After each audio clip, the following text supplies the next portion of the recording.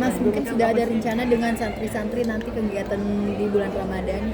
Kegiatan di bulan Ramadan, alhamdulillah Masjid Zuratul Quran yang saya bangun sudah mau jadi bisa melakukan aktivitas di masjid yang baru. Masyarakat sekitar juga bisa mulai beribadah di masjid yang baru. Teman-teman juga silakan bisa mampir ke Masjid Zuratul Quran yang ada di Pondok Cabe. Jadi insya Allah sekarang ini udah 80%, dikejar sampai nanti mau masuk Ramadan, insya Allah jadi udah bisa dipakai gitu. Jadi beribadah menjadi lebih mantap, makanya saya juga kepengen nggak terlalu banyak aktivitas di bulan Ramadan.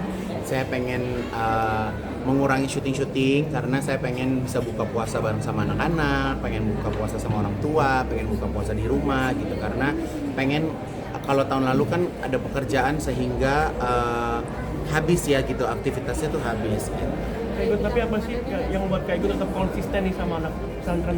Ya saya diajarkan sama Ustadz Fatih kalau ibadah ya harus konsisten. Kalau ibadah nggak konsisten nanti kita balik ke titik nol, itu kan nggak mau ya.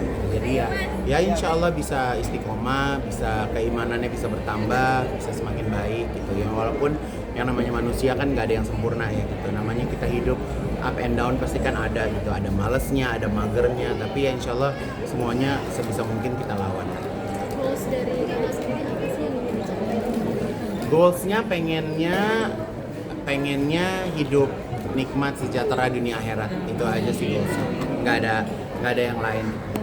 Kak Igun mungkin mau nyobain bulan puasa di Tanah Suci?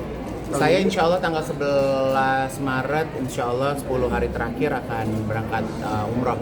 Jadi insya Allah nanti tahun ini pertama kali puasa di Tanah Suci, pertama kali lebaran di Tanah Suci. Mungkin sama mama atau sama sahabat? Sama sahabat, karena mama kondisinya belum kondusif, kakinya masih bermasalah karena mama saya kan atlet balet ya, jadi memang kakinya kurang kuat ya akibat balet waktu masih muda.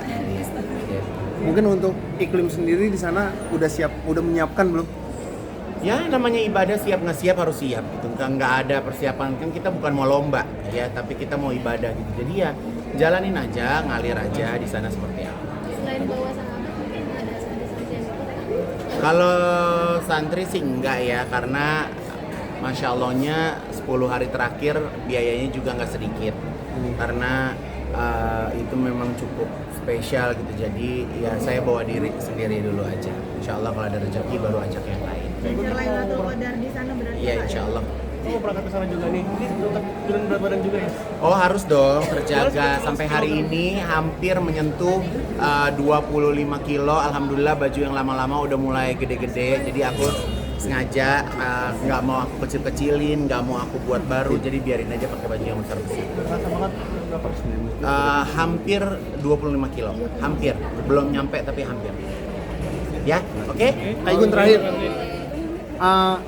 sebelum berangkat ke Tanah Suci mungkin kan masjid udah mau rampung, akankah itikaf di sana sampai akhirnya berangkat? pengennya bisa itikaf di sana, bisa melakukan banyak banyak aktivitas keagamaan di sana lah insya Allah. Ada aja. Keberkahan punya santri seperti apa bisa dibayangkan? Keberkahan punya santri.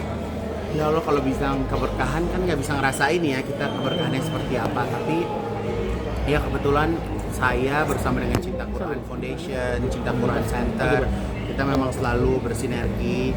Dan kebetulan saya juga punya rumah tahfiz, saya punya anak didik juga. Saya pengen anak didik saya ini masa depannya terjamin. Masa depan ini dalam arti kata adalah walaupun mereka belajar agama, tapi mereka bisa menjadi seseorang yang berguna dan bisa berbakti kembali ke tempat tahfiz di mana mereka belajar. Jadi alhamdulillah saya punya 20 anak asuh. Jadi gini-gini jadi orang tua punya 20 anak. Jadi saya total sekarang punya 170 anak. Oh, Masya Allah. Jadi ya senang. Makanya hari ini saya ikut hadir, ikut melihat seperti apa proses wisuda kelulusan mereka gitu. Jadi teman-teman juga kalau ada waktu silakan mampir ke Cinta Quran Center yang ada di Bintaro. Itu besar banget dan itu berasal dari tanah wakaf dari seseorang yang memang mewakafkan tanahnya.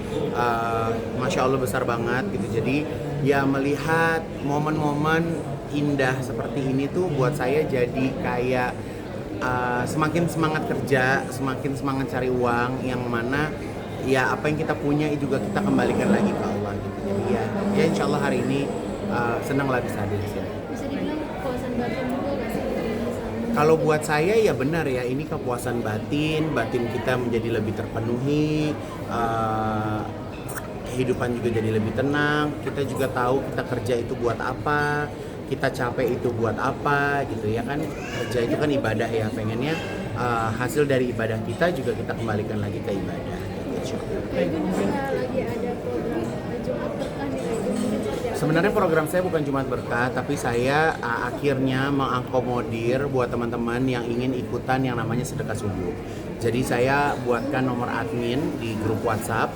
Jadi buat teman-teman yang mau ikutan sedekah subuh bisa hubungin admin saya. Jadi kalian mau mulai sedekah subuh dari 1 porsi, 2 porsi, 5 porsi, 100 porsi, itu terserah kalian gitu ya. Tapi kalian bisa ikutan bareng sama saya di sedekah subuh. Ini cerita awal mulanya gimana tuh bisa? Jadi kan awal mulanya balik lagi ya, saya tuh kan punya sahabat namanya Kaila. Jadi Kaila itu setiap hari dia masak. Karena dia punya banyak pembantu perempuan, dia masak di rumah, terus dibungkus-bungkusin, terus dibagi-bagiin ke tetangga. Jadi saya tanya apa itu, terus dia bilang ini namanya sedekah subuh. Nah pas saya mau buat sedekah subuh, kebetulan tetangga saya itu punya catering. Jadi situasinya menjadi lebih mudah gitu. Jadi saya budgetkan sekali makan tuh harganya berapa gitu. Jadi cateringnya itu yang menyediakan semuanya.